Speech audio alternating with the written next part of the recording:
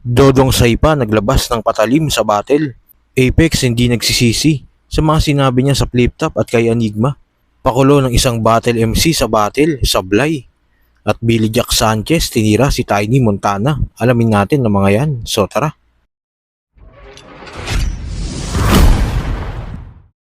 Na-upload na nga ng Flip Top ang labang Dodong Saipa kontra Blizzard.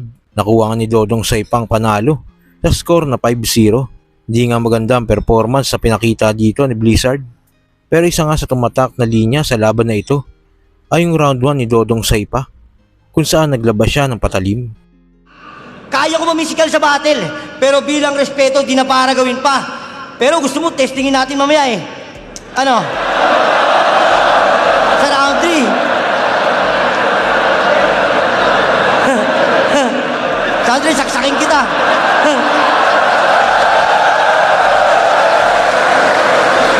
Kaya sino pakapatay kay Blizzard? Well, that's me.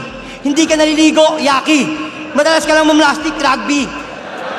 Performance, clumsy. Mahilig ka sup-sup, chamsy. Pinagdidakulan, Barbie. Panty, ni Hearty, Negro, Gagsti, Medyo, Asim, Mami, Daddy.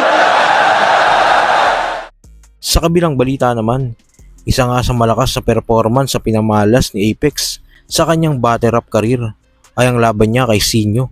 Sinasabi nga na dito din sa laban na ito natanggal si Apex sa Flip Top. Sa interview nga niya sa Billboard Philippines, dito sinabi ni Apex na kung bigyan siya ng pagkakataon na pwedeng baguhin ang mga sinabi niya sa naging laban niya kay Sinyo. Katulad ng sinabi niya kay Enigma at sa Flip Top, sinabi ni Apex na wala siyang babaguhin sa mga nangyari na dahil daw sa mga yun, narating niya yung mga bagay na meron siya ngayon. And then that infamous battle with Cicinio 2022. Sobrang rich sobrang lawak nung karanasan mo sa Flip Top. Looking back at it, meron ka bang is there anything na sana ginawa mo differently or Para sa akin, wala eh. Lahat nung talo ko, parang nagsilbi siyang medalya para sa akin. Kasi kung, halimbawa, hindi nangyari sa akin yung mga talo na yon, feeling ko hindi ko mararating kung sino ako ngayon. Tsaka pipiliin ko pa rin yung performance ko kay Sinyo kaysa dun sa mag-champion eh. Parang sobrang importante sa akin nung laban na yon. Siguro, yun nga yung sagot ko, wala akong babaguhin kung uulitin ko man siya. Yun. Sa kabilang balita pa, sa labang M-Site vs Blaser na nangyari sa Underground League na Siren Rap Battle League, sa round 3 nga ni Blaser, dito ay tila nakalimutan niya yung mga linya nakasunod. Pero fake choke lang pala ito at may hinanda sana siyang pakulo pero hindi nga ito nagtagumpay. Pero bigay na lang natin tong gabi na to para kay M-Site. Okay, game?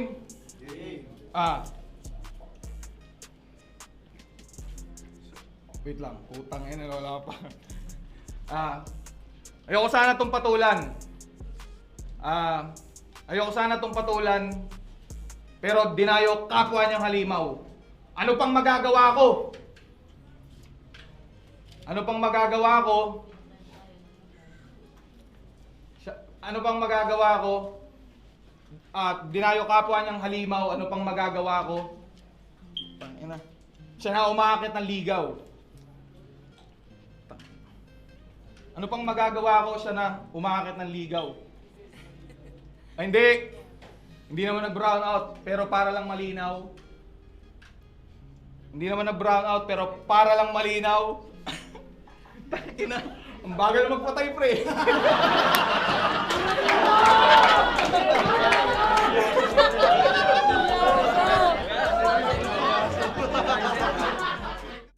At sa uling balita, itong araw nga lang, gumawa ng video si Billy Jack Sanchez na tila hinahamon niya ng boxing ang mga kumanta ng Where You From, kahit nga si Tiny Montana ay hindi nakaligtas.